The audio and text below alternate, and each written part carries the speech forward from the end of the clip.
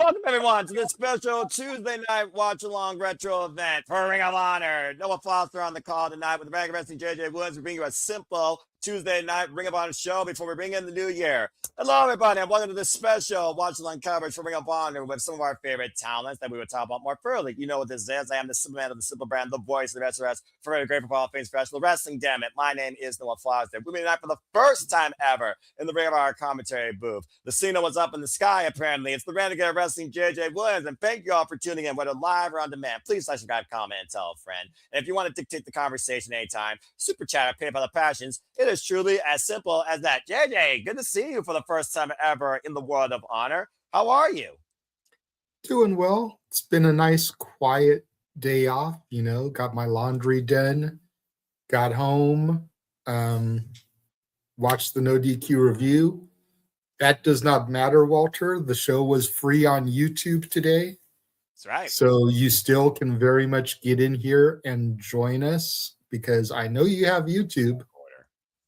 If you have YouTube Premium, then there's no commercials. If you don't have YouTube Premium, let me know, and I think I got you.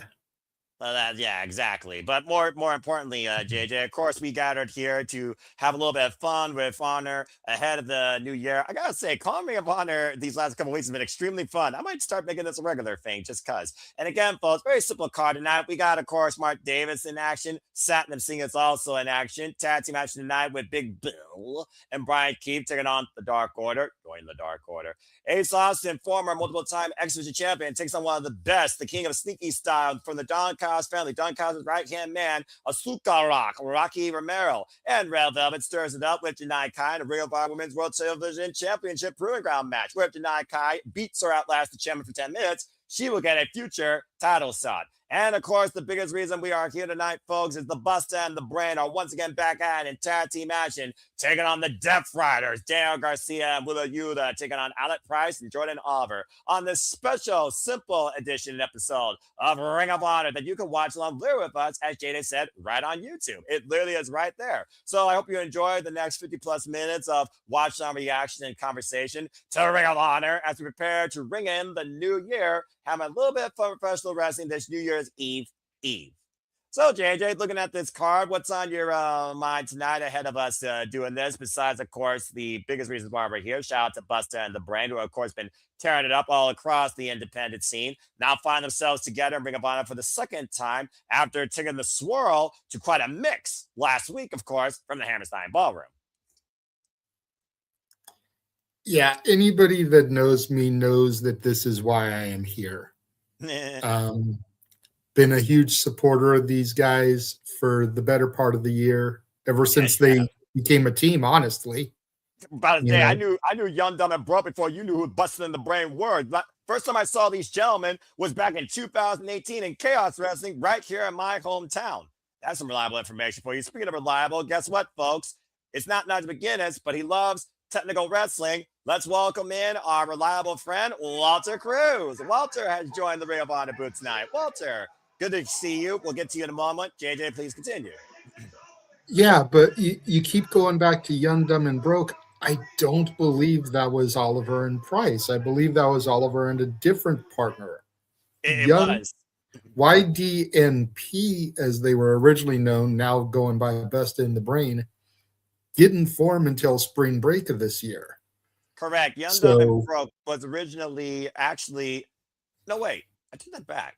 I think Jordan Oliver and Alec Price were Young, Dumb, and Broke also. Let me double check here because I could have. Because if they were originally Young, Dumb, and Broke, then why would they change their name to Young, Dumb, and Price? Oh. Okay. Wait.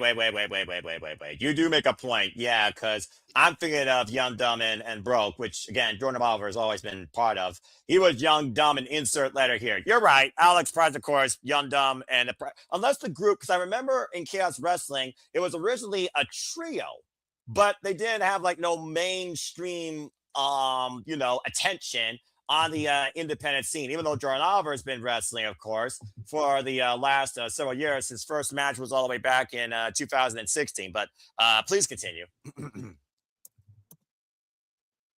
So it's one of those things. Yeah, the stable is Oliver, Ellis Taylor, Charlie Tiger, Griffin McCoy, Yep. Jay Fire, and Valentina Vasquez. Yeah, Young, Dumb, and Broke was Charlie Tiger, Ellis Taylor, and Jordan Oliver. So I was right. I thought that, Jordan Oliver was always part, but you're right about Alex Price. You're absolutely correct. Continue. So having been riding with these guys, since day one-ish, Yeah. since y'all were talking about the Usos on the review earlier. Well, it's so good to see them getting their flowers, not even a year into their run as a tag team, and being featured on Ring of Honor television for the second week in a row. They were on the Boxing Day Brawl, taking on the Swirl, one of the worst names for a tag team I've ever heard of in my life. Chocolate and vanilla. He's vanilla ice cream. I know, but still. I know. We just need to add a woman to it and call him Neapolitan. Damn it, JJ, you fucking idiot. That way we get the strawberry in it too.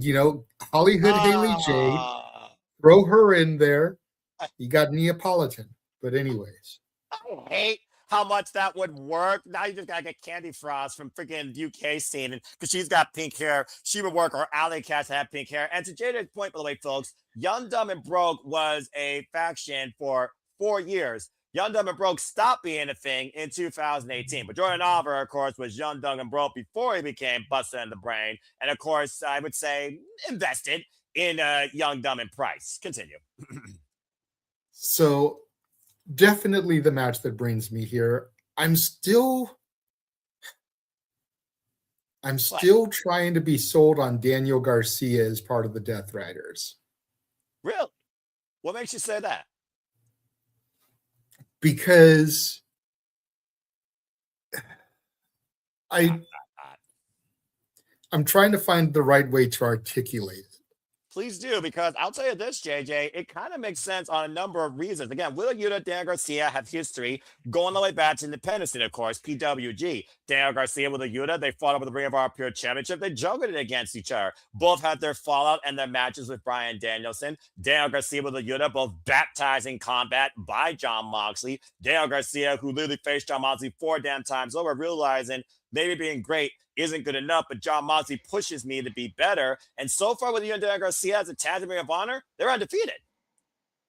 I think he means it's just not. It doesn't fit. It needs more convincing, because Death Riders are pretty much like an anti-establishment group, and I don't know. He seems to not be in that mold. That's fair. And Yuta for the longest time was the whipping boy. So now that Daniel Garcia is the new recruit, is he going to be the whipping boy? Does Yuta finally get out of that spot? Does Yuta now get to whip Garcia? Garcia, granted, Garcia's been in these stables, going back to him being with, Daddy Magic and all that stuff, and being under his learning tree, like what I did there. But I don't know. I feel like this came out of nowhere. 1 week he's dancing Danny Garcia, and the next week he's in the Death Riders. And baptized I give the fact that I missed a lot of stuff because I wasn't watching on a weekly basis, but it just feels like it came so far out of left field. That's fair. You know what I mean? Yeah. It's a fair analysis, because we've just been so used to Daniel Garcia's colorful personality, driven to be a better competitor, and now it's not about the fans. It's just about putting in the work every day, harder than others. And Marina Shafir, of course, who is whipping both Wheeler Yuta and Daniel Garcia in shape, let's forget, has been very, very involved in these two men in Ring of Honor as a tag team.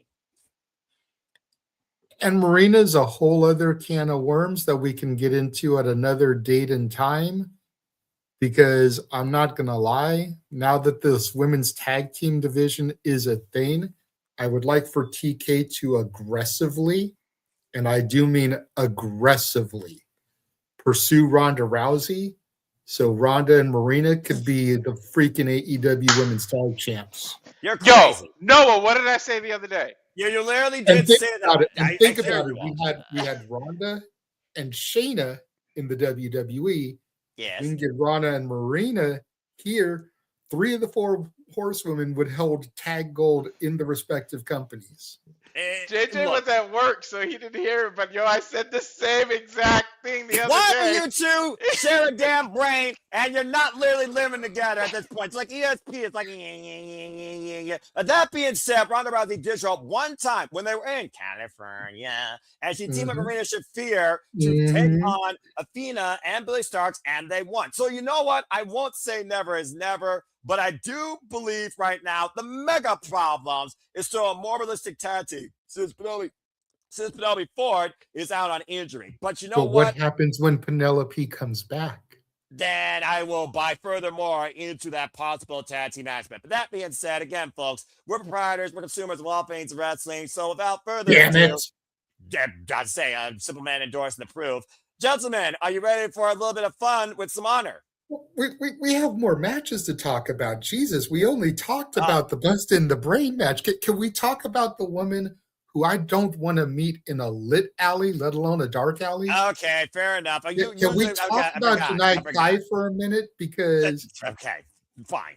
For as much as we rant and rave on this channel about our own La Princesa, Tiffany Nieves, yes, as much as certain people on this channel drool over the Crush, as much as we have sung the praises of the center of attention, Brittany Brooks, this year, Janai Kai is another one of bitches that has definitely made me sit up and take notice.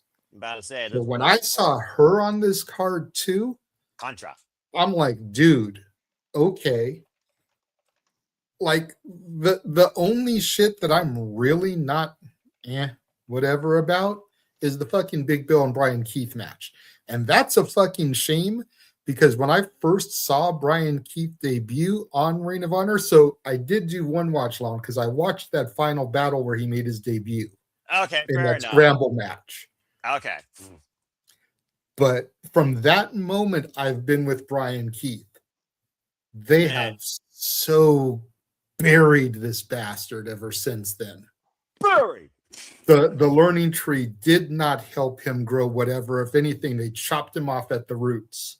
I mean, he is a bad apple, so he fell from the tree, to be fair, but continue. But going back to Janai Kai. Yes. I think that she can last the 10 minutes. Again, background, of course, in Muay Thai kickboxing. We've seen her in Bloodsport, former MLW Women's World Featherweight Champion, and of course, member of Conrad, also a former Ladies Night Out champion. Definitely participant in Lodestone, the first ever seminar that Bailey just ran as well. Yeah, about to say, you could put that name, you could put that little factoid out there with so many people across this independent wrestling scene, including that limited to Sapphire Reed, of course, that I know primarily out of Pro Wrestling Eve. And she does have a little bit less experience than Red Velvet. So this will be a unique first time ever matchup. I don't think, of course, it's her first time involved in Ring of Honor, but actually Red Velvet faced Janai Kai in the genesis of her career during AEW Dark Elevation Day. So this match is a follow-up from 3 years ago. I am almost willing to bet everything I have in my bank account, which isn't much, that this appearance that we're about to call is a direct result of Lodestone. Because who runs Lodestone? Who's that person's best friend? And what's their status in AEW? ... And for those of y'all out there watching who can't connect the dots, Bailey, Mercedes. Enough said, I'm willing to bet this is a direct result of that seminar. Fair shout. Especially since Red Velvet just took that title off of who? That's right, Mercedes. Yep. And JJ might get the circle of life. No, non-copyright.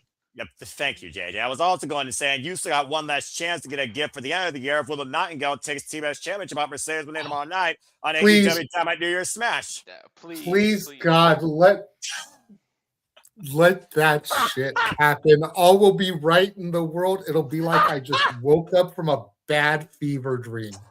Dude, I'm gonna go nuts if that happens. But turns to Janai Kai, I got familiar with her from Bloodsport, so that's why I mentioned that. Bloodsport and MLW.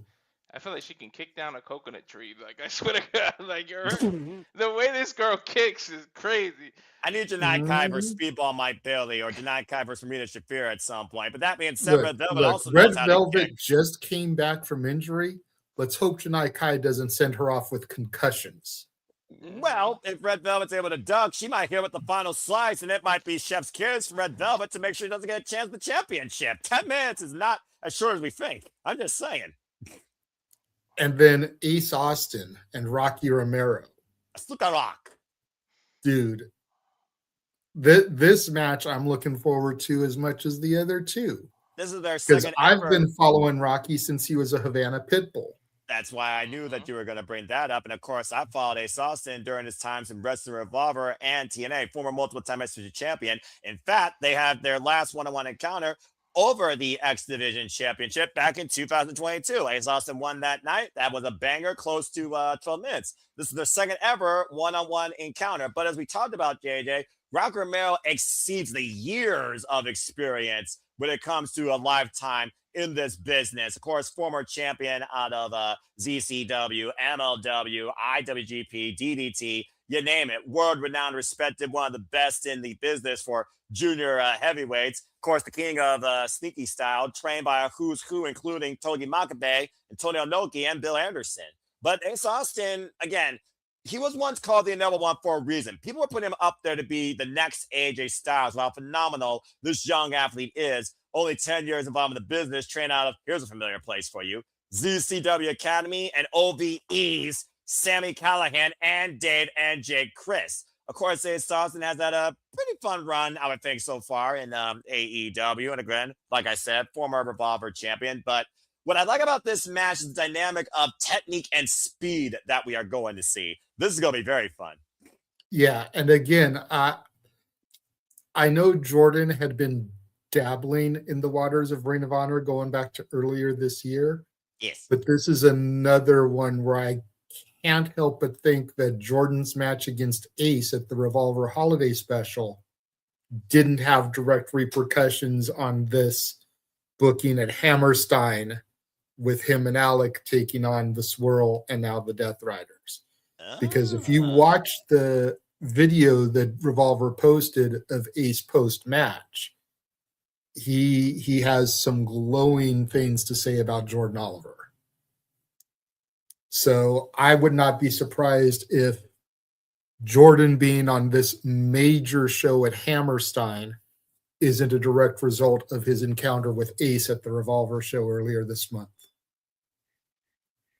It cause and effect, you know, it's a cause and effect. Because I believe it was filmed the same weekend. I believe the Revolver show was Thursday, and then they were at Hammerstein like Friday, Saturday, or Saturday, Sunday.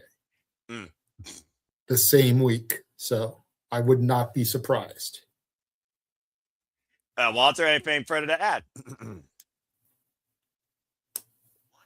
Nah, he said it all. But, you know, when Ace Austin left TNA, I almost took it personally. I was a little hurt, but I mean, we'll see how his ROH and AEW run ends up being, but I don't know. I was too, but the more that I hear on the Chris Bay front, and again, we never want to say never in professional wrestling. How many people have we seen that never should have come back, came back?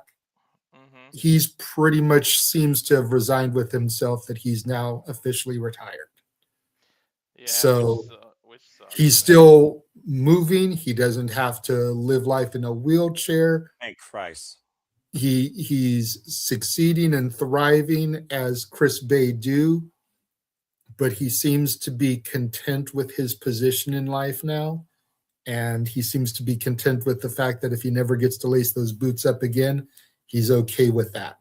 So For Ace to be doing what he's doing here, I'm all for it because I always thought they would go to the E together and light up the NXT tag division and the main roster division with the TNA partnership. Right. Yeah. But with Bay not looking like he's coming back, let Ace go here, be with the Bang Bang Gang, reunite with some Bullet Club members, and do his thing. Yeah, I agree with you. At least Bay has one thing going for him: is his youth. Like Paige, when she got injured, people thought she would never come back. He's also got Brittany Brooks going for him. Okay, let's just call it like it is. All right, It's focus true. on wrestling here, gents. But he's got youth on the side where, believe it or not, me getting out of bed hurts. So I can't imagine a neck injury, but youth just has a miraculous way of helping you heal. So honestly, at this point, if Bay goes the Corey Graves route and merges into a commentary position, still able to give to the business, it's all I want for him. Yeah, as long as he is happy, I'm happy for him. Well, you definitely aren't happy when it comes to this sour apple. Big Bill, of course, and Bryan Keith taking on the Dark Order. Of course, Alex Reynolds and John Silver, the most original dynamic of the Dark Order, 3 and 4. And I love that synergy into, of course, the jackknife cover they used. That has won them a few matches. Bit of a mixed record here in Ring of Honor, as it looks like Big Bill and Bryan Keith are looking for a reset. Maybe for the Ring of Honor tag team division. After the Learning Tree died a horrible, rotting death, Big Bill and Bryan Keith had their fall, of course, of the Bang Bang Gang, and we saw the Bang Bang Gang get the better of that altercation. It's been a while since we've seen Big Bill and Bryan Keith involved in Ring of Honor, so this really is the last match I'd like to talk about, since we know Dunkzilla's in action, Satnam and Singh are also in action, but nothing further to add regarding their opponents. But does anyone want to add anything further with this before we finally get ready to lock in the Ring of Honor? This is my bathroom break. yeah, the only thing seriously for going him is Lexi. Because again, Big Bill and Bryan Keith, ever since Jericho left television, have been more than useless. And the Dark Order just haven't been the same since Mr. Brody Lee passed. I mean, you're not wrong. That's accurate. Go onto the Shorts channel and listen to what me, Ryan, and James were saying about what if Charles Mason took over the Dark Order. And I'm going to just let you sit there and cook with that, Noah, because your silence speaks volumes.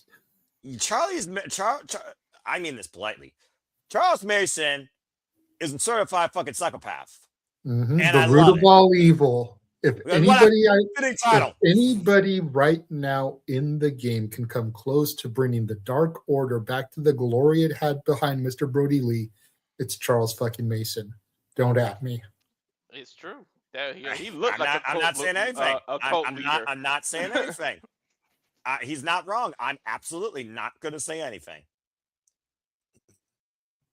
All right. Well, that being said, I mean, do we even want to throw a prediction out here just because? I mean, it's Big Bill and Bryan Keith, right? They're going to run over the Dark Big Order. Bill and Bryan Keith are going to get the victory because the Dark Order hasn't won shit in like 15 years. Damn. They were losing while Brody Lee was mentoring them. Double damn. 4 people are going to be in. They won more matches with Brody than they did before or after. But that's like calling a pile of shit less smelly than another pile of shit. Okay. Well, that being said, this isn't sponsored by the poop emoji. Shall we get into the Ring of Honor finally? Because I think we pretty much covered everything. Because Double J, Jeff Jarrett, and Sanjay Dutt. Dude, as long as I get to hear My World on TV, I'm happy. Like, I don't know. I don't think that's his theme, but okay. And the Don. But if Jared comes with him, damn it, that's all we need. Give me some Double J, man. I'll be sitting here like Big G. I don't need to hear the Dale Oliver freaking weird song. I don't at the end of 2025. I'm just saying. Okay. You know what? What? Would you rather hear that or Def Rebel? I'd rather hear that. All right. Shit, I'm honestly tired of hearing Def Rider's theme already. And that being said, Mark Davis, the heavy of the Don Cost family, Doug Sue has been running roughshod as we've seen, especially during casino gauntlet matches and multi-tag team warfare, we'll see this man bring destruction in singles action tonight as we wonder again what the future holds for one have what used to be Aussie Open. In fact, we're going to wonder what the future holds in general, I think, for the Don Callis family after the screwing that was done on Saturday. Still a fucking phenomenal pay-per-view. But again, folks, that's all for this simple session of Ring of Honor. So if you want to engage with us, set up your YouTube feed right now along with us. Go to Ring of Honor Wrestling on YouTube. You will find the Ring of Honor TV special Tuesday episode for December 3rd, 2025 right there, already pre-recorded for the next 49.56. And we are ready, I think, to dive right into the action. So, JJ, Walter, and simply predicting, super reliable and honorable watch-along wrestling community. Let's have some fun this Tuesday night with professional wrestling with Ring of Honor. All right, let's go ahead and hit the play button. I know, Walter, you said you're a little ahead of us, so we'll let you know when Jordan Oliver comes on the Tron. But let's hit play, Noah, in 3, 2, 1, play. This is going to be awesome. I love Ring of Honor. And what a year for them, by the way. And Bandito and Athena, unstoppable. No question, no question. All right, let's do this. Team Ring of Honor, Caprice Coleman, bring us in. And there's Jordan Oliver on the Tron. And welcome, everybody, once again to this special Tuesday night edition of Ring of Honor. JJ Williams, Walter Cruz, Noah Foster on the call tonight. It's Bustah and the Bryan once again are in tag team action. Jordan Oliver and Alec Price. This time taking on the Death Riders. Of course, this was pre-recorded in the Hammerstein Ballroom during the holiday season. I hope everyone had a phenomenal time, of course, at the holiday season and had everything that you wanted. Thank you so much for tuning in. Please subscribe, comment, and tell a friend. If you want to dictate the conversation, as we talked about before, Super Chat, it's as simple as that. Again, so much more fun to come tonight. We also know this Thursday we have Ring of Honor as Bandito and Jay Lethal take on the Swirl, Lee Johnson and Blake Christian, as Blake Christian's been very vocal about going after Bandito's Ring of Honor World Championship. Hey, and Blake Christian isn't somebody that people should take lightly. He is a former GCW World Champion. With a ton of history, as I talked about in our last week's Watch Along Ring of Honor. Thank for those that tune in, by the way, against Jordan Oliver. Meanwhile, with the Yuta and Daniel Garcia, who have written their own chapters over the Ring of Honor Pure Championship, now both Death Riders are going into tag team action tonight, where so far their Ring of Honor record, they are undefeated as a duo. It's just ironic, you know, at the end of the day, we were talking a little bit about how I don't feel Garcia fits. Bryan Danielson wanted to bring him into the BCC, and it didn't happen. And now here we are a year removed of Bryan's retirement, and he's a fucking Death Rider. And with a Yuta, by the way, first faced Jordan Oliver in the ZCW Dojo Wars in 2018, while Red Death Daniel Garcia took on Jordan Oliver back in 2021 in DXS. There, of course, see John Moxley, of course, watching his troops go to battle. His army of violence that never say die, never surrender, put in 100% of the work. Not just John Moxley, but the winner of the C2, John Moxley. I'll say for those that didn't watch the pay-per-view, thank you for that, Walter. Don't start me, JJ. Referee Aubrey Everett for this contest is, of course, thank you for those that tune into our watch-along, of course, AEW World's End, as, of course, you are now post-pay-per-view along with all of us, as John Moxley is indeed the 2025 Continental Classic Champion. Bell rings are underway. And Continental Champion now, as the Unified Champion, of course. Unified Championship is no longer existing. John, of course, Kazuchika Okada is still AEW International Champion. And stay tuned for further results and thoughts on AEW updates. Tomorrow we cover New Year's Smash on New Year's Eve before the Shenanigans End of the Year Spectacular. So now we have an international championship and a national championship. That's not confusing. You're about to say, JJ, the wordplay in itself, as me on commentary, is sure to make me botch sooner rather than later. But that's to come. Let's focus on the now with Alec Price and Daniel Garcia in the ring here. Nice head scissors takedown there from Alec Price. And I've talked about Alex Price and, of course, John Oliver's history as Bustah and the Bryan, formerly, of course, Young, Dumb, and Price, and Jordan Oliver going all the way back to tag team wrestling with Young, Dumb, and Broke since 2014. Nice. Heads. Nice. Go ahead. They're probably going to make up a word like intercontinental instead of intercontinental. Watch. Okay, first off, this is not the WWE. They don't have stupid ideas from bad creative like that, nor do they have championships that look like an over-glorified logo without personality. So let's as long as it's inter-continental. Oh, for the love of Pete. Because you got to get Noah doing the hyphen gimmick. Okay, these two aren't young. They're acting dumb, and I'm broke. But that being said, Alec Price right now taking advantage of the Death Riders on the outside. And of course, you guys Garcia back in the ring here. Can hear more of this revolution of wordplay when we cover Revolution March 18th for AEW, the restart of the AEW Predictions League in 2026. Oliver looking for the acid bomb. Alec Price going to go for the assist, making it a super acid bomb. Dude, I think Price took speed or something. Dude is on one. He is all over the place. That's what happens when you take 3 or 4 energy drinks before a match. Exactly. Yeah, the definition of hype before Mojo Rawley existed. Alex Price and Daniel Garcia shared one-on-one match, by the way, in 2024 at A1 Wrestling. Of course, promotion owned by one All Eagle, Ethan Page.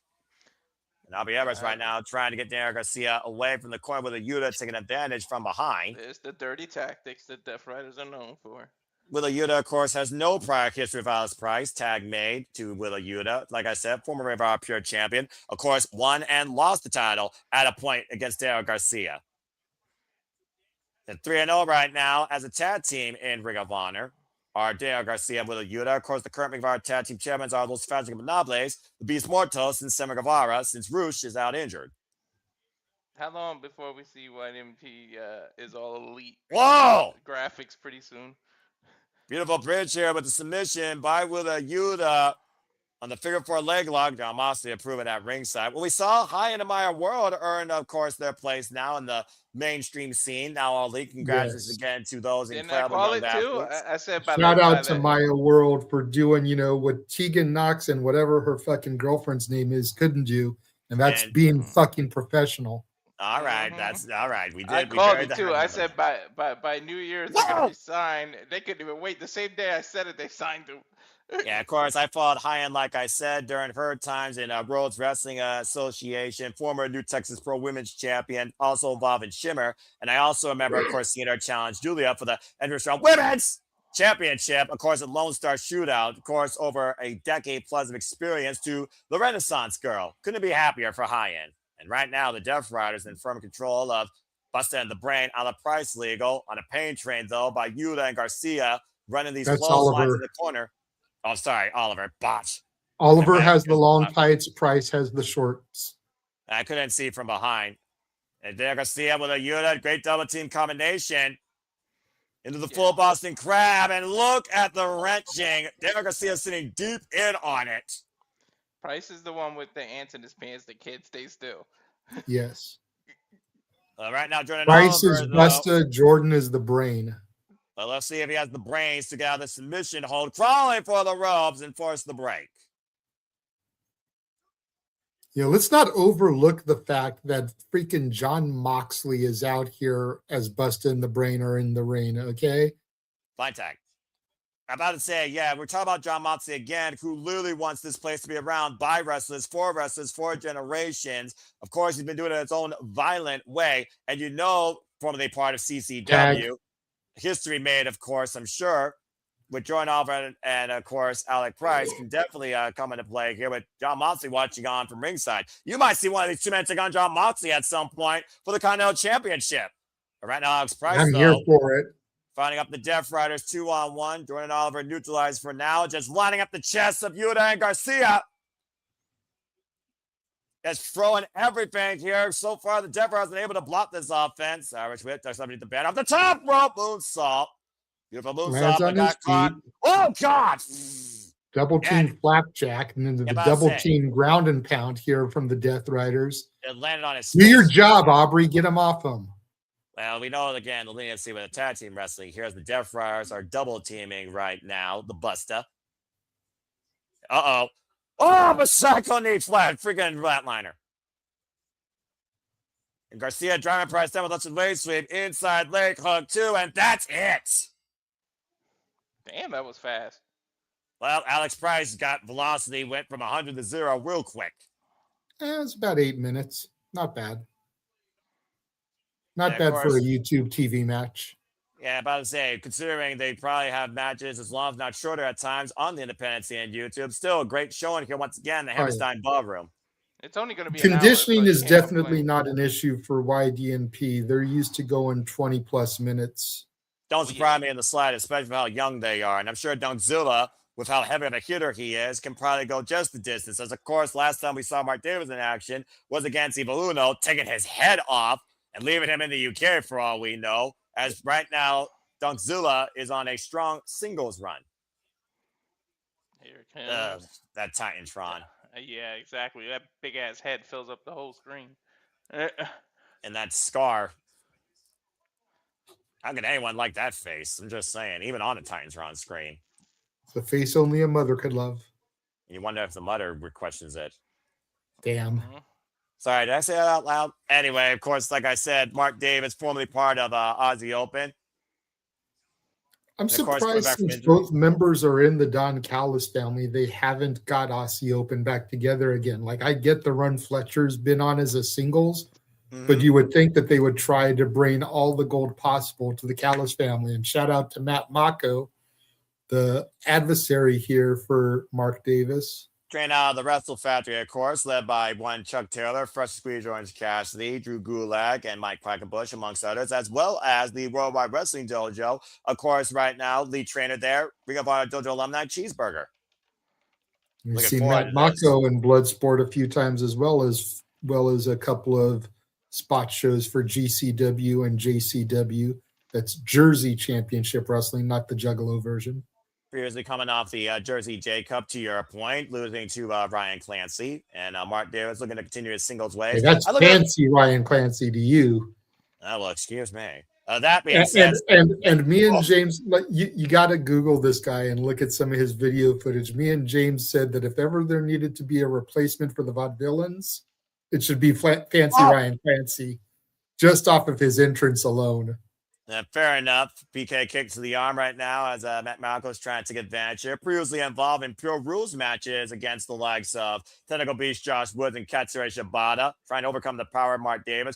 Drops all his way with the senton. Matt looks like a shorter version of Adam Pearce. He resembles him a lot. I mean, he almost looks like a super skinnier Desmond Wolf from TNA, formerly known, of course, now we know as Najee McGinnis. It's very like there's a cover of Mark Davis in a 1 count. Maybe it's just because Mark Davis is such a hefty side of beef. I mean, this is accurate. Again, we saw Donzilla run roughshod during the Casino Gauntlet match and Survival of the Fittest. First ever Survival of the Fittest for Ring of Honor Men's World Championship that, of course, Bandito survived and won. You see Michael trying to fight back, though, going down to the core, but oh, jeez! Confident friggin' suplex. And to your point earlier, JJ, I think it's the fact that Kyle Fletcher wants to break out as a single star. He doesn't want to go back to midlife crisis mode. He's proven his worth this year and the confidence he has himself to be a future world champion here in AEW. If anyone wants to go after the tag titles of the Don Callis family, it should be Rapunga Advice, friggin' Trent Beretta and Rocky Romero. But they came and get winning Ring of Honor. They lost during the 0 Hour and 8-man tag team match, or excuse me, at Wrestle Dream. But no, it was a friggin' 0 Hour at Cover 2. Kind of no, Matt Michael's still in it. They lost against Bandito and Mascara Dorada, of course, at the 0 Hour glorified squash match. I'll say Godzilla firmly in control here, though. And again, Mark Davis coming back from leg injury. That's quite, potential, I think, as a big singles man here. Matt Michael, though. Oh! Beats a right. That's going to do it. No, this is going to do it. I guarantee you. Wham! What? Whoa! Nice transition. What were you saying? Attempted Juju Katami. Mark Davis, those shoulders down, and forced Matt Michael to take the break. That was amazing. Yo, that was a beautiful roll into an arm breaker, the way he pulled that off. That's some MMA shit. Couldn't hyperextend it, though. Now looking for the double underhook, possibly DDT, but Mark Davis. Well, right now, Mark may go able to escape. Spinning kick connects. Rocks Dougzilla down to his knees. You can't underestimate people, man. Nah, you definitely I just thought that Mako was out on his feet after that shot. I figured that was going to be the end of it. Yeah, same. And that lariat's what put down Evil Uno. Uh-oh. Got hooked. Off. Face first, the second turnbuckle. And Mark Davis driving his elbow for the side of Matt's head. I thought Davis was fitting to hit him with like a clothesline from hell before he got reversed. That's exactly what he was looking for. And again, Matt Michael scouted it. Now dragging him back towards center. You would figure that Mark Davis might figure it. So, oh, wait a minute. Give him his See? arm, though. Dude, look Good at the punch, though. transactions. You can't count people, dude. Again, though, you see Mark Davis able to create leverage, turn it over, now looking for his own submission for a naked choke. Sleeper hold applied. Bro, jiu-jitsu's a motherfucker. Yeah, you're not wrong there. And I was saying, quite a situation here for Matt Michael that might be on his feet. Very Stephon Smith for this contest. I mean, to your point, Matt Michael does have a background in mixed martial arts. Davis trying to set him up possibly for that lariat, rebounding him, and wow, wipe him out. Dude's so hefty that the bounce off the ropes made Mark turn around. That's it. That's it. He literally rebounded him, to your point, Walter, in position for that lariat. Hefty. And winning ways continue for Mark Davis here and Ring of Honor. But still, great belt prop by Matt Michael, able to out-scout the power of Mark Davis for a couple of times. As, of course, we look towards the Ring of Honor's future, and, of course, something that has continued to be forever, the Ring of Honor Women's World Champion, Athena, and her most loyal minions, Billy Starks Diamante, after overcoming Persephone, of course, at Ring of Honor Final Battle, but Billy Starks blew it against the Virtuosa, Deonna Purrazzo, as Deonna Purrazzo is becoming the first ever Ring of Honor Pure Champion. Billy Starks and Athena and Diamante were upset about that, as the Virtuosa, Class 1 of Ring of Honor, Women of Ours Division, might I add, brought forth a friend from the past and that class in Madison Rayne. As Madison Rayne says that she doesn't know how much she has left, but she does still have a couple of rounds left, particularly for Athena, Billy Starks, and Diamante. We've already seen these four clash in tag team action, and they're going to run it back this Thursday on Ring of Honor, as once again, Deonna Purrazzo, master of the Fujiwara armbar, made Billy Starks tap out. Yeah, who the hell is on the verge of beating Athena? This girl's on a Roman Reigns style run right now. Well, that being said, can anyone beat the Virtuosa? We'll find out this Thursday when Billy Starks Diamante take it to the Killer Queen and the Virtuosa once again in tag team action. That's going to be a fun bout. This, however, is not going to be fun for the Dark Order. No. You want to talk about size? Look at this guy, as high as a skyscraper in New York. Dude is huge. That's put it politely. And nice and healthy now, sobering up, man. Good for him. Yeah, but I would say I'm glad that he literally reformed his sinful ways and got a new lease on life. Aubrey Everett for this contest, but of course, the voice of honor, Bobby Cruz, introducing Big Bill and bounty hunter Bryan Keith, formerly part of the worst gimmick probably in wrestling or freaking modern day history, at least AEW history. Last time we saw these guys, of course, involved in tag team action was against the Unacclaimed. Anthony Bowens and Matt Scarcers somehow coexisted that night in October at AEW Collision Homecoming. They have their hands full with the Dark Order. You can say what you want about the Dark Order, but they're always consistent, especially 3 and 4, Alex Reynolds and Johnny Hungy, John Silver. Of course, coming off that trios win literally earlier in December against the Frat House. And as far as Alex, go ahead. Silver's the short, stocky one with the beard, right? Yeah, Johnny Hungy, Mr. Neat Man, the man that I thought would be breaked out some point as a singles chance for a TNT championship opportunity. But you know what? It is what it is when this young man's on my screen. And of course, Dark Order 3 and 4, AEW originals since day one. You've also seen them recently, of course, in Maple Leaf Pro Wrestling, Dark Order represented by Evil Uno and Stu Grayson. Say what you want about the Dark Order. They've been instrumental in Ring of Honor, particularly, JJ. And Code of Honor, we'll see if that's a here to here. Of course, Jade has already talked about his thoughts towards this particular group, faction, and I'm sure this duo as well, but, conversation. John Silver with the hand out to Bounty Hunter Bryan Keith. Code of Honor here too, and bell rings are underway. Bro, can you lower your pants a little? What the? He's got to, hike him up high. Got to show who the biggest man it is this fight, right? I guess. I mean, look, I'm no one to judge apparel, all right? Especially when it comes to, how high you hike your pants. Although the biggest man is really the guy you got as a partner sitting on the apron, but whatever. I mean, size matters, but also sizes can be dynamic. Size matters not. Judge me by my size, do you? Bryan, bloody hell. Oh, kick to the midsection to John Silver. Almost threw me off there. Bryan Keefe, of course, 13-year veteran, bounty hunter, Lone Ranger, formerly, of course, out of Texas. The Irish whip thrown off. Nice drop kick by John Silver, or Johnny Hungy, as, of course, we called it in the heydays. Tag made.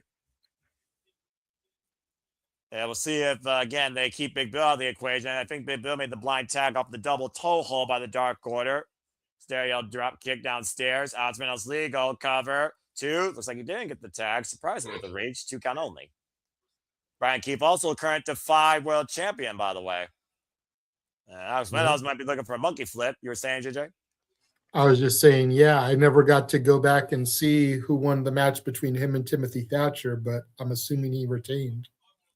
Of course, you can watch Defy Wrestling, I believe, on certain, well, again, what's some sort Triller of Plus. Triller Plus, thank you. I couldn't figure the name of it. Triller TV, Triller Plus. I keep thinking, are they one and the same? I don't think so. And you could go watch his last bout against Timothy Thatcher, to your point, that literally happened 2 days ago. As he, of course, beat Clark Connors to first win that title. Ran to the elbow. Alex Reynolds now going up to the second rope. Big Bill, though, with a big distraction. Oh, man! And just rocketing up with the headbutt, jacking Alex Reynolds with the John, taking him down hard to the floor. Tag made to Big Bill. Oh, boy. Uh-oh. Oh, God! Hopefully they come back to town again when I have a little bit more money. Coming so close to Christmas just screwed me from going to Defy. Well, again, priorities over passions and, funding aside, you still had a good time, though, with what you have seen this year. And we're having a fun time watching Big Bill clubbing away Alex Reynolds tonight in the Hammerstein Ballroom. Seen more wrestling live this year than I have in the past, 10 years. And how did it feel? Fucking amazing. That's all that matters then, bruv. And hopefully there will be a lot more of that come 2026. Well, if nothing else, I guarantee we'll be covering a lot more because I enjoyed the Continental Classic coverage we did. That was a fun project. We already got stuff set up for February. We got stuff planned at least once a month. And it sounds like we're definitely going to do even more this coming WrestleMania weekend. Good grief!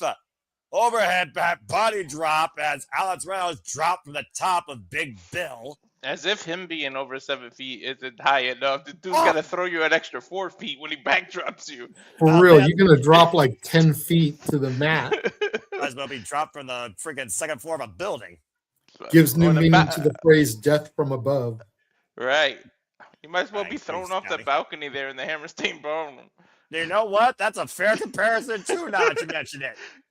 Big Bill could probably touch the upper balcony. Right? I would love to just see a freaking show at that venue. That venue just looks so awesome. Mm-hmm. Now you see right now that's Reynolds trying to bring the fight to Bryan Keefe. Bryan Keefe left like, oh God, it took his head off. Good Lord, watch him out, cover. One Night Stand 05 and 6. Exactly, and of course home to GCW in New York, Hammerstein Ballroom, as well as Ring of Honor Final Battle, and of course currently AEW residency for the entire Continental, well not the entire Continental Classic, the Christmas week Continental Classic. And Bryan Keefe hoisted up at 5, drop it out to Reynolds, trying to tag the Meat Man. Tag made John Silver. And John Silver, of course, one of the most explosive little people you'll see in the ring. I'm sure our Canadian friend Ash approves. Bryan Keefe right now from the fire to Big Bill, got caught with a boot.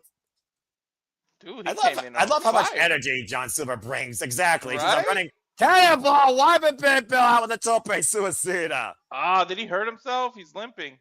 Looks like either he's feigning an injury to try to get the advantage here, or he really hurt himself. Yeah, but I was saying, did he tweak something on that tope? You saw the way he rolled off a Big Bill after making contact. Backslide now by Bryan Keefe. Oh, combination by John Silver, just teeing off against Bryan Keefe from down under. Hoist him up. Brain Bustah. Cover, leg hook, 2, and kick out by Bryan Keefe. So the kind of night, Ace Austin takes on Asuka Rock, the right hand man of Don Kyle's fan, Rock Romero, and Satnam Singh, the biggest man right now on your screen, also in action, along with Red Velvet versus Janai Kai, Ring of Honor Women's World TV Championship Proving Crown bout. And that will be our main event. And again, this is a mixed match, to say the least, JJ.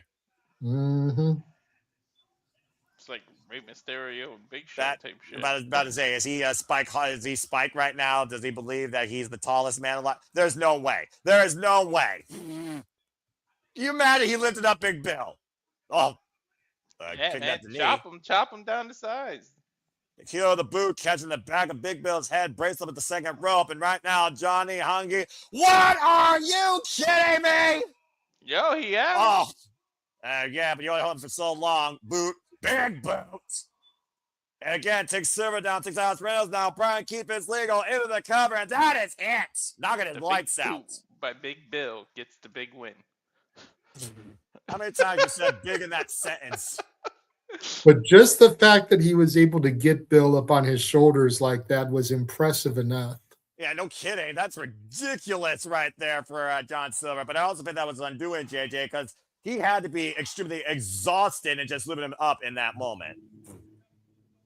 Again, like I said, maybe they're looking for a reset and Ring of Honor towards the Ring of Honor tag team gold. Sometimes having a lower center of gravity helps with that when you need to deadlift something. I suppose that's true. As, of course, Blake Cruz has been very vocal this year about the Ring of Honor World Championship, as, of course, he has already tapped out the franchise, Jay Lethal, and has mocked the former Ring of Honor World and Pure Champion. Jay Lethal dishonored by a young man who he thinks has so much of a bright future, who at one point he wanted to lead and guide him. Mm-hmm. The vanilla baby.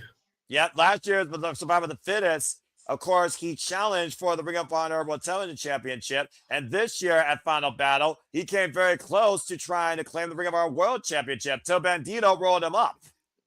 Yep. But you know who Christian kind of looks like a little bit to me in the face? Who? Sam? I don't know if you're going to be able to unsee it now once I say this. Go for it. Austin Theory. Well, at least he's got far more talent than him and is capable. That being said, he's also been using the lethal injection towards wins as well. You almost wonder if Blake Christian's 2026 resolution to become the new franchise of Ring of Honor. And we'll see if it can beat the previous franchise and the current in tag team action this Thursday. Bandito and Jay Lethal taking on the Swirl, Lee Johnson and Blake Christian this Thursday on Honor Club. Did you and me know a call the Blake Christian versus Bandito? Because I swear that match is in my head. Like I remember seeing it. I'm pretty sure we called Ring of Honor Final Battle. Yes, because that was Survivor of the Fittest where he got pinned. And Satnam Singh has yet to be pinned on 11-0 singles record as we go back to the ring. That was the free month Tony gave me. Exactly. Mm-hmm.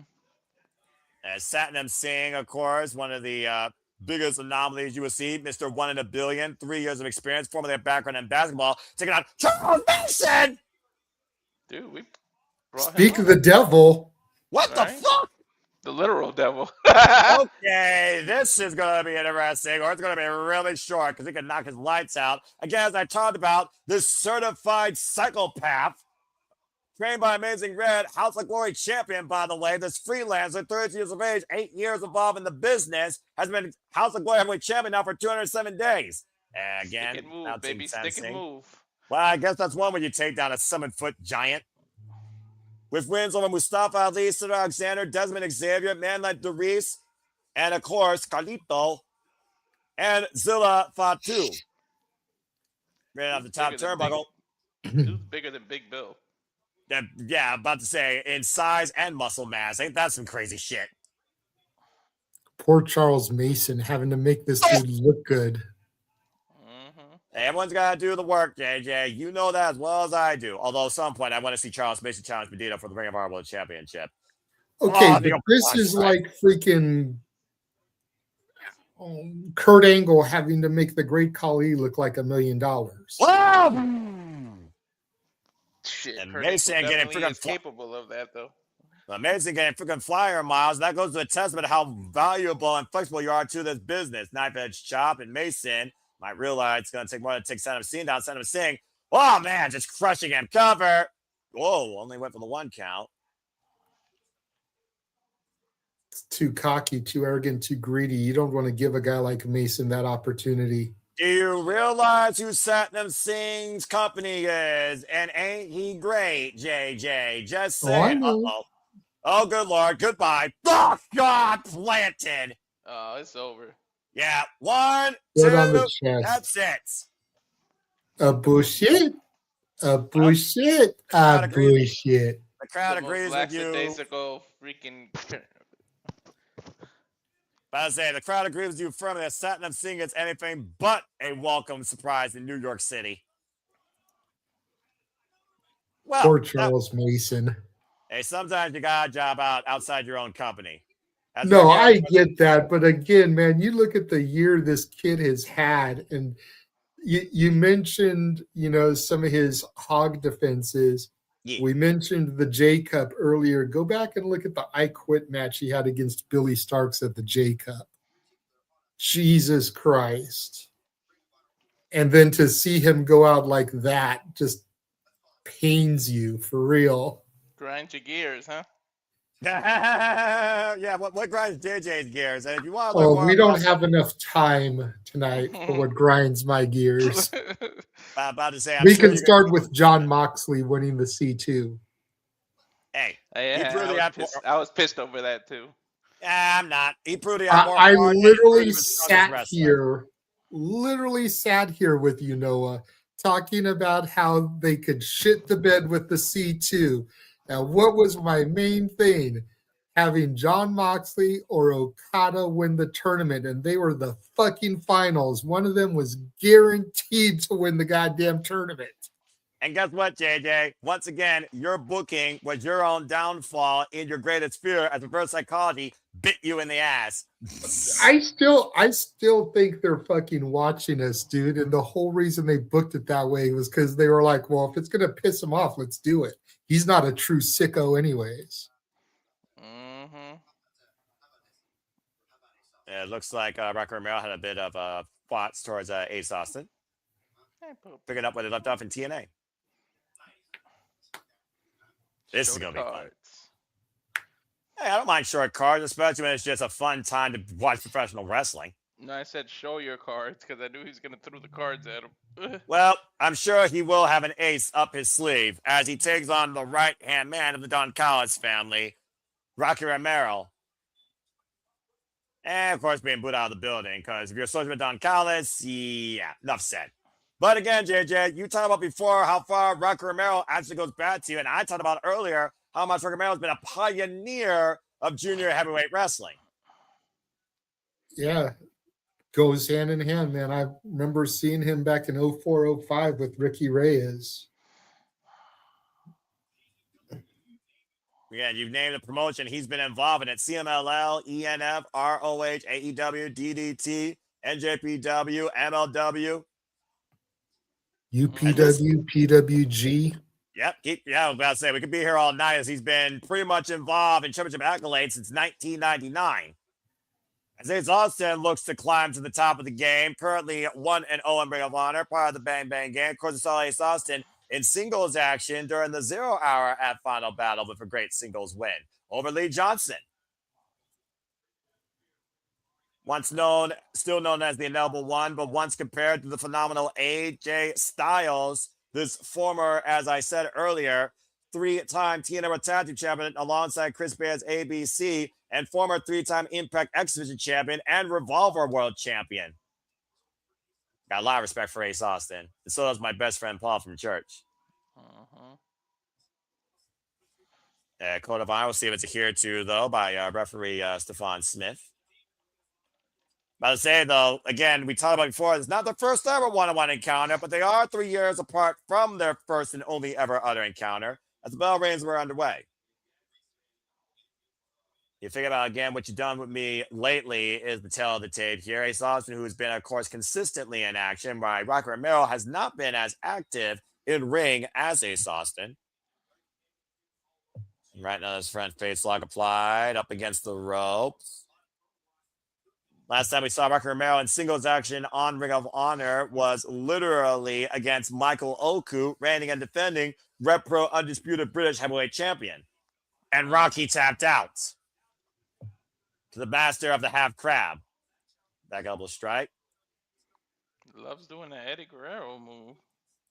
Well, again, he is the king of sneaky style. Let's not forget, Cazador, Andrade takeover by Ace Austin. Drop kick! Whoa. Beautiful. That's the thing. You see Ace Austin in action. You admire what this young athlete brings to the ring, whether or not he is alongside Chris Bay, which the best, of course, to Chris Bay always is recovery. Rocker trapped him in the ropes. Takes Ace Austin to the outside. And of course, we talked about before Rocker Romero and of course Trent Beretta representing Roppongi Revice in the Don Callis family. But everywhere you go, people know the name Rocker Romero. That goes back to how deep a connection Rocker Romero has on this business. Let's not forget, he was a major part of the CMLL, NJPW, AEW alliance. Not to mention, basically kind of like breaking down barriers between the AAA and CMLL bad blood of the past. Kip up, Ace Austin, handstand escape, and swing and miss by Rocker Romero. PK! I love that combination. And Rocker Romero might not even remember what he got for Christmas this year after that kick. He may not remember the rest of this batch. And right now, calling for a timeout. There are no timeouts in wrestling. Oh, knife edge chop. Wrong sport. About to say. Ace Austin keeping the space close to Rocker Romero. Now scouting him possibly for that tornado kick. But Rocky picking the ankle. Great counter there by Rocky. The experience factor coming in there. Oh! Shotgun drop kick there. Basement drop kick applied. And again, talking about the experience level. And Rocky showing off. Rocker Romero, 43 years of age, 28 years involved in the game. To JJ's point, the experience that Rocker Romero has exceeds Ace Austin's lifespan. Let's put that in perspective, folks. Right. Knife edge chop there. The tail of the tape, though, not much different, though, when you look at just the man on the outside. Rocker Romero, 5'7", 172 pounds. Ace Austin, 5'8", 174 pounds. You almost feel that Rocker Romero might be looking at a younger version at one point of himself in Ace Austin. Rocky's got way more experience, though. And of course, we talk about experience, though. Blake Christian and Lee Johnson have gotten better of Jay Lethal, who arguably has been the face of Ring of Honor. The Irish Whip, reversal Irish Whip. Ace Austin off the ropes, catch an elbow by Rocky. He's one of the more underrated people in professional wrestling in general. I don't think Jay Lethal gets the appreciation that he should. Oh, I completely agree. Literally was the lifeblood of this company when it was on life support. The Irish Whip. And Rocker Romero looking for those clothes to go, how long, JJ? I think you know. Forever. I think the problem with Jay Lethal is too many people think of Jay Lethal and they think of black machismo. They think of comedy. They don't think about his actual ability. Well, when you consider TNA, when he was a Ric Flair cosplayer, that's all he was known as for a duration. And then he went to Ring of Honor and was one of the longest Ring of Honor world champions. Not to mention Ring of Honor Pure and Tag Team champions alongside the Foundation, Jonathan Gresham, disciplined and baptized by Samoa Joe in his Genesis. Right, his knee strike. He got pigeonholed, much like R-Truth. Look, R-Truth was an NWA World Heavyweight Champion, and then became two-time person. Yeah, I'm about to say two-time. Let's get the stats right there. But great point, Walter. Click, click, boom by Ace Austin. Takes Rocker Romero down off that inside Russian leg sweep. Follow up again with the clothesline. Again, closing distance. Just teeing off against Rocky here. Where's the 5 count? He's in the ropes. Here's the fun, Rick Smith. Bloom, is he going to get a Choco Chunk cookie too? All right. JJ, I had to call Boom and Doom last week. Don't make me relive that. Inzaguri. And that was one of the longer matches of the night. Where's the ice cream truck when you need it? I don't know, but I got vanilla ice cream downstairs, and it is staying cold while the action is red hot here in Ring of Honor. Take over! Beautiful tears out of the corner. Cover, Laker 2. Oh! Bro, every time I see Ace Austin, he does something that I've never seen before. Right? That was like a reverse Poison Rana. Like that was Poison Rana the front way. I'm about to say, also known as the Frankensteiner, because to your point, it was basically a somersault, not a moonsault. But the way he took him over out of the corner from the opposite side of the ropes, very impressive. And Rocky right now went for the Inzaguri, caught with the rewind. Up to the shoulder, though, not to the side of the head or the upper forearm, excuse me. He's holding his shoulder, too. Look. Now, we know that Rocker Romero loves to implement submission hold Jujigatami. Ace Austin sit up and over. Oi! Loses footing on the apron.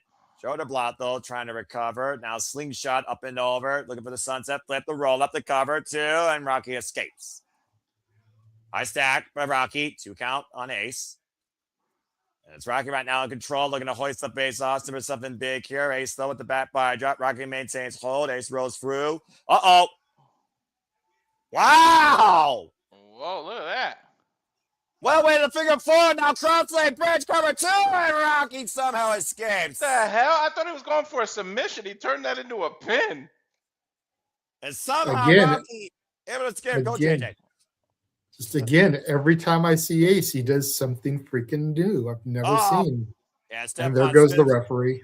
And that's something I've seen 100 times, a rough bump. Yeah, but Rocky Romero doesn't normally do that. And Rocky's going to steal that kill with the running side spread cover 2. Not like this. Oh, Ace gets the shoulder up. I've never seen a referee recover so fast. Usually a flick to their nose knocks him out for a half hour in these matches. Right? To be fair, Rocky Romero is a small man. That is a small impact. Again, for Ace Austin, though, able to escape out of that move. Hey, Yoda's a small man too, but makes a hell of an impact. Fair enough. And right now, up on the shoulder. In and out, Rocky looking for the DDT. Ace Austin countering, though, with his strength. Hooking the head, hoists it up. Takes him down the suplex. Makes more of an impact than the Dark State. Yeah, don't get me started with that shit. Uh-oh, and Ace Austin might be looking for the food. And it looks like Rocky Romero's not ready to bust yet. Running in the corner. Ace able to evade. Look for this earlier. Catch him with a tornado kick. Springboard kick. Turning Rocky Romero inside out. And he's lining him up for the fold. Leg hook. 2. That's it. I feel like that was the longest match so far, right? So far it was. And very competitive bout, too. Against one of the best, as Ace Austin makes it 2-0 against Rocky Romero in their respective careers. First time, though, in Ring of Honor. And I believe all that's left is our women's match for the evening. You'll be correct, good sir. Ace Austin, though, in fine form here. And you got to wonder what awaits this young man 2026. Looking back at Final Battle, talking about that woman in question. Red Velvet showing a furious side I've never seen before in my life. Taking it to the CEO in her rematch she conversation out after saying they beat her on Collision for the Ring of Honor Women's World Television Championship. It was brutal. It was competitive. And at the end of it, we saw the Monet statement applied, and Red Velvet was on the verge of tapping out, but she countered thanks to a roll-up, and Red Velvet shocked the world and took the first time from Mercedes Monet's portfolio. Still don't see what the point of her losing the title was, just to get it right back. And again, there's a funny thing here called giving back to the business of putting somebody over and considering Red Velvet and Mercedes Monet's pedigree. I'll just leave that food for thought there. Speaking of food for thought, straight out of your mama's kitchen, here's Red Velvet with a record of 12-1. Now our 2-time Ring of Honor Women's World Television Championship. Ironically enough, the first time she won the title was literally at Final Battle last year. In this I've never seen her building. in my mama's kitchen. It's my favorite kind of cake, though. Just saying, you said she'd come in straight out of my mama's kitchen. I ain't never seen her in my mama's kitchen. That's all I'm saying. All right, fair enough. There was nothing sexual, derogatory, anything like that. Nothing freaky deaky about that statement. I just said I've never seen her in my mama's kitchen. And I've never seen these two go one-on-one. That's Janai Kai will be our opponent tonight in this proving ground. See if the Code of Honor is adhered to. Again, if Janai Kai beats the 10-minute clock or beats the champion, she will get a future title shot. Well, I can already see one mistake Red Velvet's made, and that's coming out there with all that Kinesio tape with a fighter like Janai Kai. That's just a big-ass bullseye. Well, again, kicked in that Kinesio tape the whole fight. About to say, but we'll see if Red Velvet, who also is a proficient striker, takes her head off. We're dealing with 2 kickers here, so again, don't blink. Of course, member of Contra, Janai Kai, former MLW Women's World Featherweight Champion, and Ladies Night Out Champion. Speaking of women, and Mercedes Monet will defend the TBS Champion against the very woman she beat for it, Willow Nightingale, tomorrow night on AEW Dynamite New Year's Smash. And we'll be covering here at Simple Lava Studios, folks, as Willow might give Mercedes Monet the worst gift of the year. Circle Janai to Kai your right now. She needs to continuously circle to the right. Don't go towards her, or circle to the left, and don't go towards that right leg. Don't go to her power kicks. Again, to those proficient strikes by Janai Kai, of course, known as Gaiatera, with a background in kickboxing and Muay Thai. Of course, Red Velvet, though, with the boxing background right now, teeing off against Janai Kai in the corner swiftly. Dude, now teeing off against the midsection. That's not just for blood flow, that stocking she got in her leg. That's because she kicks crazy strong with that leg. Well, it also comes down to what Tomoichi does when he has that elbow pad, of course, and that strap on his right arm to actually add more of an impact when he throws a freaking lariat. Ooh, gets the boot up. First time ever one-on-one encounter, by the way, with these two since AEW Dark Elevation a few years ago. She got caught in midair. Kick right with that same leg. And proficient kick right there to Janai Kai, former competitor, of course, to be seen in Bloodsport, member of Contra, one of the most fast and lethal young up-and-comers in the business. She's got to register her legs as lethal weapons, I'm telling you. And the thing about her kicks that you talk about, Walter, she more so uses the heel, the hardest part of her foot. You see that? She lifted her legs straight up in the air to like mess with the angle she's going to kick her at. That's crazy. A snapmare right now to the champion. A vicious kick lining up the spine of Red Velvet. Now cooking the leg. Whoa! Not afraid of Janai Kai. Flexibility of both women. That's crazy. Yeah, you're not wrong there, bruv. Again, Janai Kai firmly in control here. Kai showed it with that kick, and then Red Velvet showed it with the choke in the corner. Flexibility. Of course, Red Velvet has the final slice, that overdrive, or of course, Chef's Kiss, that spinning back heel kick. Oh my God! You're not supposed to fold that way, Noah. Yeah, I'm about to say Fujiwara armbar being applied by Janai Kai, and that arm is straight vertical, and to your point, the kinesio tape heavy on that left shoulder. And Red Velvet sense of urgency here, trying to find a way towards the ropes. Again, you either win or you survive. You're the champion. If you're the challenger, you survive or beat them, as Red Velvet forces the break by her toes. About to say, this isn't a pure bout here. This is just a straight-up fight. And right now, Red Velvet's still trying to fight back. One clubbing shot over the back, though. Knife-edge chop of Red Velvet, forcing Janai Kai temporarily on the retreat. And Janai Kai, maybe not the strongest record, but again, still a very dangerous competitor. I can't wait to see her on Bloodsport again. I'm telling you, she's the shit in that. Face lock. Yeah, about to say, scoop slam right now by Janai Kai, getting the better of the champion. Of course, you can stay tuned to Walter and James and JJ and others covering Bloodsport with our UFC expert Walter Cruz in 2026, along with so much more content we keep you in tune of wrestling and combat sports. Wins that cradle by Red Velvet. Almost got her. She went to the well one too many times with the same move. A great scouting by the champion. Trying for a different recipe for success here. The snapmare, though, and Janai Kai going back after that left arm. And slightly different angle this time. And again, the stomps. And of course, exaggerating that show as you hear Red Velvet screaming in agony. Now going for the hammer lock. And what the hell is this Dragon Sleeper being applied? Dude, a half straight jacket. It's a straight jacket. Yeah, the half straight jacket, though, as Red Velvet does still have the right arm free, but all that pressure is being focused on the left side of her body. Well, referee's discretion, but it looked like Red Velvet was nodding her head that she gave up. Or was she just frailing in desperation and panic? Swing and a miss. Like I said, referee's discretion. If I was the ref, I would have called it. About to say, though, you probably would have been called out for that. But again, I don't want to see this end. I want to see this go DDT to the time limit. I'm liking this. Out of desperation with the DDT, Red Velvet trying to find some sort of new momentum here. Trying to neutralize the challenge momentum. Janai Kai back up to her feet. Champion back to her feet, taking her down with the lariat. We're at the halfway mark, by the way, for those that are keeping track. I don't know what has a stopwatch up. We are over 5 minutes. Nice arm drag suplex there. And driving her with her knees in a bad position. I don't know if JJ likes that dish served. Oh, wait a minute. Janai Kai, Red Velvet, taking her eyes on the challenger for a moment. Janai Kai trying to capitalize. Try saying that 3 times fast. Off the ropes. And driving her barefoot. I do mean barefoot. Through the side of her head. And now again, that pinpoint kick to the shoulder, Walter. Yep. And Red Velvet might be on her feet. And Velvet, oh, wait, able to escape.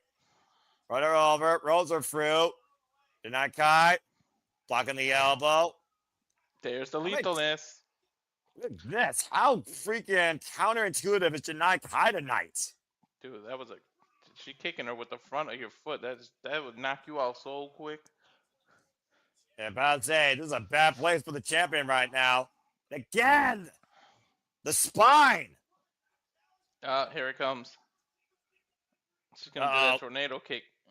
And to your point, whoop, Red Velvet just got it. Oh my God! Cover two! She knocked her the fuck out! With a slap? That slap caught her flush! Well, I don't know if that was the final slice, but that was definitely a slice for success as Red Velvet, with the KO strike needed to survive this proving ground bout against a very game Janai Kai. I like Red Velvet stirring it up with people like this. This is great. I would love to see Janai Kai come here again and take on Red Velvet or anyone in this division. Game effort by Janai Kai, Red Velvet, Code of Honor here too.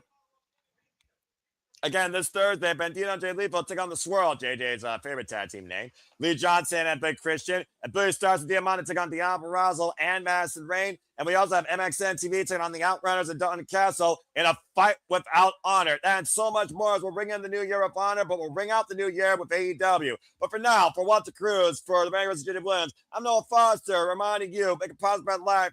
Have a good night and happy wrestling, everybody. Hope you enjoyed this coverage of Ring of Honor tonight. Walter, go ahead and cut the fucking feed. That was freaking fun. I like that. Mm-hmm.